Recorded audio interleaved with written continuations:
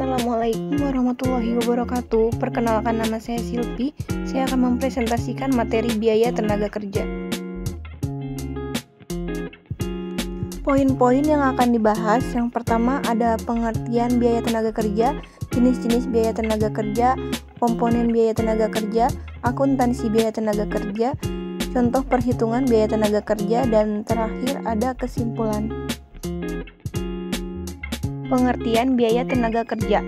Biaya tenaga kerja merupakan biaya-biaya perusahaan atau pemberi kerja yang telah diberikan kepada para tenaga kerja dengan adanya pemanfaatan dari tenaga kerja yang telah melaksanakan produksi yang nantinya mendapatkan imbalan. Selain itu, biaya tenaga kerja juga adalah salah satu komponen biaya yang paling besar dalam operasional perusahaan. Untuk itu, harus dikelola secara baik dan benar. Jenis-jenis biaya tenaga kerja. Yang pertama, biaya tenaga kerja menurut fungsi. Ada produksi, contoh gaji manajer pabrik, upah lembur operator, dan sebagainya. Yang kedua, pemasaran, contoh komisi sales, kesejahteraan karyawan pemasaran, dan sebagainya. Terakhir, administrasi dan umum, contoh gaji dan tunjangan kesejahteraan karyawan personal. Yang kedua, biaya tenaga kerja menurut kegiatan departemen dan perusahaan. Pembagian ini didasarkan masing-masing kegiatan dalam suatu departemen di perusahaan. Contohnya biaya tenaga kerja akuntansi, biaya tenaga kerja personalia, dan sebagainya. Yang ketiga, biaya tenaga kerja langsung atau BTKL, biaya atas karyawan yang terlibat secara langsung dalam proses produksi. Upah tenaga kerja ini merupakan dalam komponen biaya produksi. Yang keempat, biaya tenaga kerja tidak langsung atau BTKTL, biaya atas karyawan yang tidak terlibat secara langsung dalam proses produksi. Upah tenaga kerja ini termasuk dalam komponen biaya overhead. Komponen biaya tenaga kerja. Yang pertama, biaya rekrut karyawan, termasuk biaya pemasangan iklan, lowongan kerja di berbagai media, website job seeker, biaya partisipasi di event job fair, bahkan biaya hingga proses rekrutmen selesai. Yang kedua, upah karyawan menjadi komponen paling besar dalam perhitungan biaya tenaga kerja, sehingga perusahaan harus mengetahui kondisi keuangan perusahaan agar bisa merekrut jumlah karyawan sesuai kebutuhan. Yang ketiga, kesejahteraan karyawan. Biaya ini bisa berupa tunjangan kesehatan, bonus, tunjangan pernikahan, program tabungan hari tua, hingga biaya untuk membiayai program pelatihan dan pengembangan karyawan. Dan yang terakhir, kewajiban perusahaan terkait karyawan. Misalnya, seperti mendaftarkan program asuransi wajib untuk karyawan, lalu biaya pajak penghasilan. Akuntansi biaya tenaga kerja. Yang pertama ada gaji dan upah, yaitu jumlah gaji dan upah bruto dikurangi dengan potongan-potongan seperti pajak penghasilan karyawan dan biaya asuransi hari tua. Yang kedua ada premi lembur. Premi lembur adalah tambahan bayaran yang diberikan kepada karyawan sebagai penghargaan atas kerja keras mereka di luar jam kerja normal. Dan yang terakhir ada biaya-biaya yang berhubungan dengan tenaga kerja. Contoh perhitungan. Yang pertama, gaji dan upah. Ada beberapa macam cara perhitungan upah karyawan dalam perusahaan. Mengalihkan tarif upah dengan jam kerja karyawan. Untuk menentukan upah seorang karyawan, perlu dikumpulkan data jumlah jam kerjanya selama periode waktu tertentu. Contoh yang pertama, misalkan perusahaan X hanya memperkerjakan 2 orang karyawan, yaitu Risa Rimendi dan Eliona Sari. Berdasarkan kartu hadir minggu pertama bulan April 20x1, bagian pembuat daftar gaji dan upah untuk periode yang bersangkutan. Menurut kartu hadir, karyawan Risa Rimendi bekerja selama seminggu sebanyak 40 jam dengan upah per jam 1.000. Sedangkan karyawan Eliona Sari selama periode yang sama bekerja 40 jam dengan tarif upah 750 per jam. Menurut kartu jam kerja, penggunaan jam hadir masing-masing karyawan tersebut disajikan dalam gambar berikut. Untuk pesanan 103, 15 jam untuk Risa Rimendi dan 20 jam untuk Eliona Sari. Untuk pesanan 188, 20 jam untuk Risa dan 10 jam untuk Eliona. Untuk menunggu persiapan pekerjaan, 5 jam untuk Risa, 10 jam untuk Eliona. Total waktu kerja Risa 40 jam dan untuk Eliona 40 jam. Upah yang harus dibayar untuk Risa 40.000 dan upah yang harus dibayar untuk Eliona sebesar 30.000. Distribusi biaya tenaga kerja langsung. Pesanan 103 15.000 untuk Risa Rimendi dan untuk Eliona 15.000. Pesanan 188 untuk Risa 20.000, untuk Eliona 7.500. Dibebankan sebagai BOP untuk Risa 5.000, untuk Eliona 7.500. Jumlah upah minggu pertama bulan April 19 kali 1 untuk Risa 40.000 dan untuk Eliona 30.000.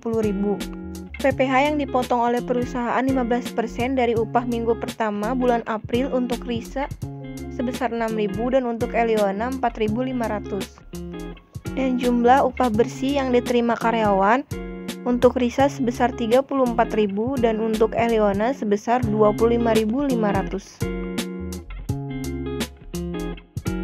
Tahap pertama berdasarkan atas rekapitulasi gaji dan upah, bagian akuntansi kemudian membuat jurnal distribusi gaji dan upah. Barang dalam proses biaya tenaga kerja sebesar 57.500, biaya overhead pabrik sebesar 12.500, gaji dan upah sebesar 70.000. Tahap yang kedua, atas dasar bukti kas keluar, bagian akuntansi membuat jurnal sebagai berikut.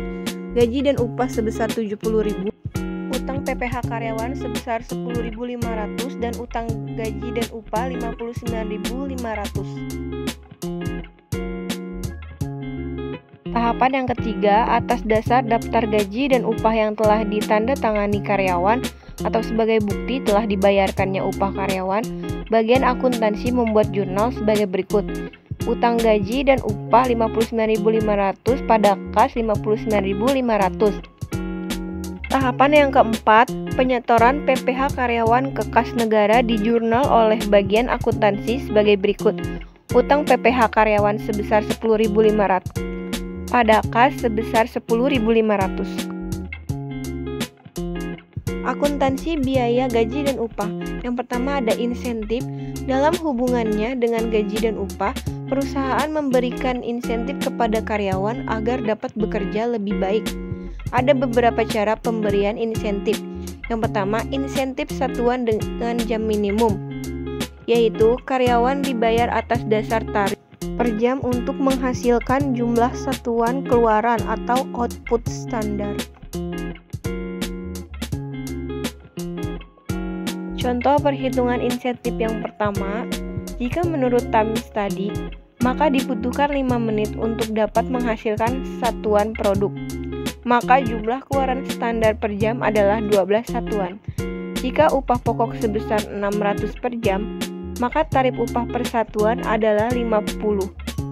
Jadi 600 dibagi 12. Karyawan yang tidak dapat menghasilkan jumlah standar per jam tetap dijamin mendapatkan upah 600 per jam. Tetapi bila ia dapat menghasilkan 14 satuan per jam atau ada kelebihan 2 satuan dari jumlah satuan standar per jam, maka upahnya dihitung sebagai berikut. Upah dasar per jam Rp600, insentif 2 kali Rp50 dikali 600 dibagi 12 sama dengan Rp100. Jadi upah yang diterima pekerja per jam yaitu Rp700. Perhitungan insentif dengan cara yang kedua, Taylor Differential Piece Rate Plan. Cara pemberian insentif ini adalah semacam strike piece rate plan yang menggunakan tarif tiap potong untuk jumlah keluaran rendah per jam dan tarif tiap potong yang lain untuk jumlah keluaran tinggi per jam. Contoh, karyawan dapat menerima upah 4.200 per hari untuk 7 jam kerja. Misalkan rata-rata seorang karyawan dapat menghasilkan 12 satuan per jam, sehingga upahnya per satuan yaitu Rp50. Upah per hari dibagi dengan jumlah yang dihasilkan per hari, 4.200 dibagi 12 kali 7. Dalam Taylor Plan ini, misalnya ditetapkan tarif upah Rp45 per satuan untuk karyawan yang menghasilkan 14 satuan atau kurang per jam dan 65 rupiah per satuan untuk karyawan yang menghasilkan 16 satuan per jam. Maka upah per jam karyawan dihitung sebagai berikut. Rp65 dikali 16 sama dengan 1040 per jam. Sedangkan bila karyawan hanya menghasilkan 12 satuan per jam, maka upah per jam dihitung sebagai berikut. Rp45 dikali 12 sama dengan Rp540 per jam. Contoh perhitungan tentang premi lembur.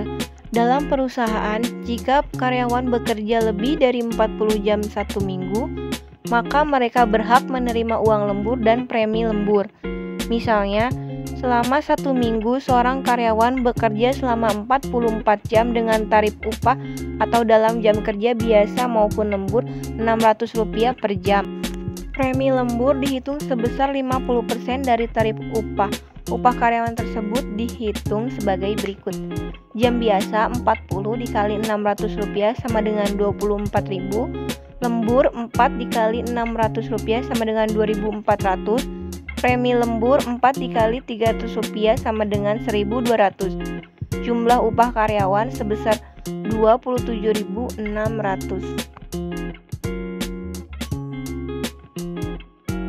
Biaya-biaya yang berhubungan dengan tenaga kerja atau setup time. Seringkali sebuah perusahaan memerlukan waktu dan sejumlah biaya untuk memulai produksi. Yang kedua, biaya-biaya yang dikeluarkan untuk memulai produksi disebut biaya pemula produksi atau setup cost. Ada 3 perlakuan. Yang pertama, dimasukkan ke dalam kelompok biaya tenaga kerja langsung. Yang kedua, dimasukkan sebagai unsur BOP. Yang ketiga, dibebankan kepada pemesan yang bersangkutan. Waktu menganggur atau idle time dalam mengolah produk seringkali terjadi hambatan, kerusakan mesin atau kekurangan bahan sehingga menimbulkan waktu yang menganggur bagi karyawan. Biaya yang dikeluarkan selama waktu menganggur ini diperlakukan sebagai unsur biaya overhead pabrik. Misal, seorang karyawan harus bekerja selama 40 jam per minggu, upahnya Rp600 per jam.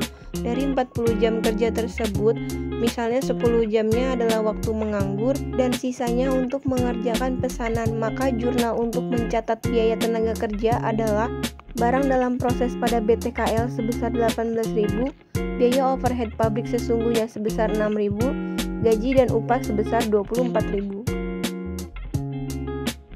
Terakhir adalah kesimpulan. Produktivitas perusahaan harus terus dijaga dan ditingkatkan agar perusahaan terus berkembang dan dapat mendapatkan biaya yang lebih kecil sehingga mendapatkan laba yang lebih tinggi. Pemberian insentif untuk karyawan sangatlah penting. Jika karyawan dapat memproduksi barang atau jasa melebihi yang telah distandarkan, hal ini untuk memotivasi karyawan agar dapat bekerja lebih baik lagi.